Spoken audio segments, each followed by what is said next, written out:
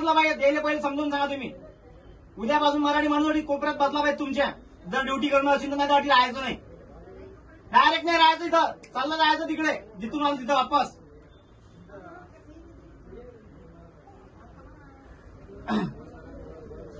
ज्या मातीतला खाता त्यातलं त्याचं काही तर गुणगान का? महाराष्ट्रातलं खाऊ राहील ना का युपीहून आणवलं खायले?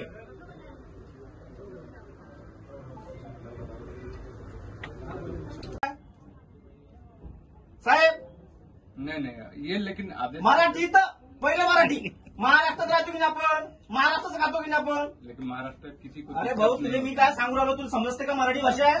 समझ हा तू जसं कसं आहे, मला त्या गोष्टीचं हे नाही पाहिजे. महाराष्ट्रात राहतो की नाही तर मराठी पाहिजे, पहिला मुद्दा. दुसरा मुद्दा, तुम्ही काय अटी येऊन शेतकऱ्याची दिशाभूल करू राहिले. काय काय कारण आहे?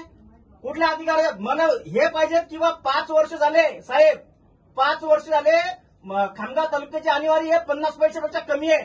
3800 ते 3500 रुपये आमच्या सोयाबीनला भाव आहे. कुठून भरणार आहे आम्ही पैसे?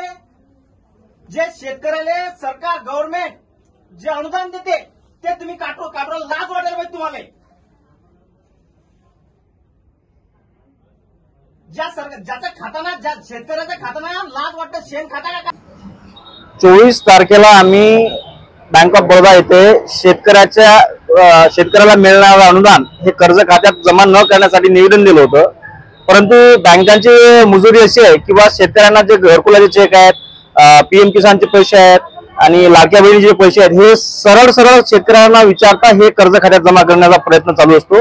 मी त्यांना वारंवार निवेदन दिलं परंतु त्यांनी ऐकलं नाही. त्यामुळे आम्ही बँकेमध्ये जाऊन त्यांना विचारणा केली आणि त्याचा जाब विचारला की बा हे कोणाच्या आदेशाने तुम्ही विचारता आणि करता.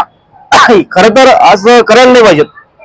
परंतु ऑटो सिस्टीमच्या नावावर त्यांनी हा सर्व मुद्दा लावून धरला होता किंवा ऑटो सिस्टीम मध्ये करतात. त्यामुळे आम्ही त्यांना ज्या अधिकाऱ्याने कर्ज खात्यात पैसे जमा करणं वर्ग करण्याचे आदेश दिले त्याचं रायटिंग मध्ये मागितलं आणि त्यांनी ते दिलं. यानंतर कुठल्याही प्रकारचं आम्ही कर्ज खात्यात पैसे जमा करणार नाही अशी आम्हाला लेखी स्वरूपात मान्य दिली.